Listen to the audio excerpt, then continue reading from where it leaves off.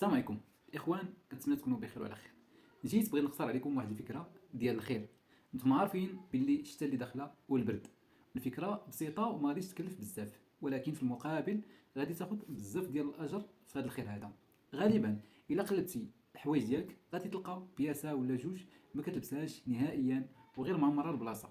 فهاد الشيء علاش الفكره جاتني هي اننا نديروا واحد الجروب ونجمعوا حوايج ديال البرد، سواء حويجات ديال الدراري الصغار اللي عندها وليدات ولا حتى الحوايج ديال الكبار. اذا ما كنتيش مستافد من شي حوايج وما عمر ديك البلاصه، صدقهم فراه كاينين الناس محتاجه ليهم وبزاف بزاف في ظل هاد الظروف هذه الحاليه اللي كنعيشوا.